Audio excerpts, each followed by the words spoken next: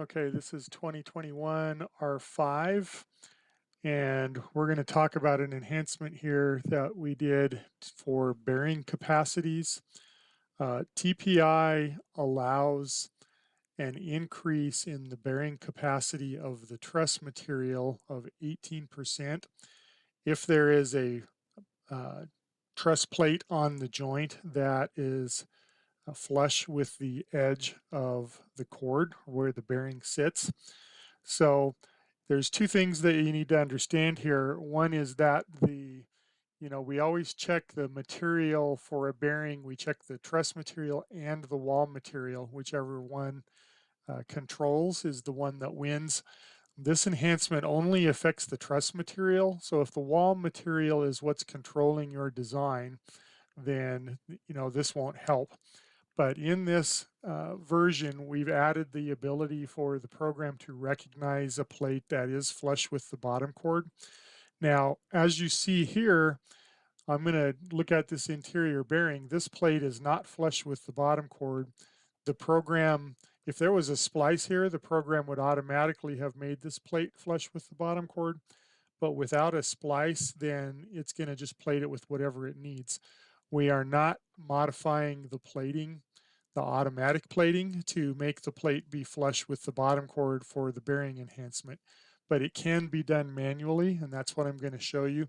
So you see down here at the bottom, this interior bearing requires 3 and 15/16, and it's only 3.5, so it's off by 12%. But I know then that an 18% increase in my bearing capacity of the lumber here for the truss would maybe make a difference. So I'm going to just take this plate and I'm going to manually change it.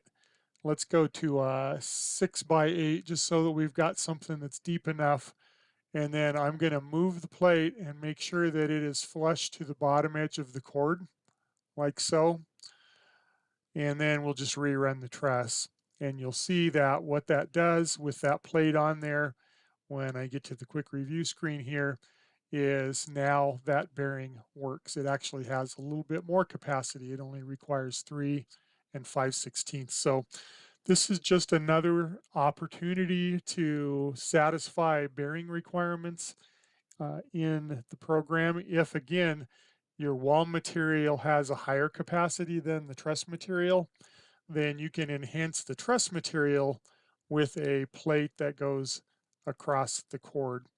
And again, if this was a splice joint, it would happen automatically on this particular truss. In fact, let's go ahead and just demonstrate that.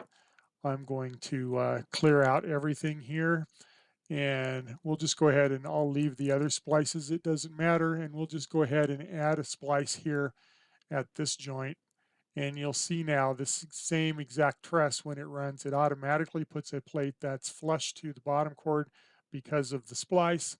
And in this case, it's not quite working.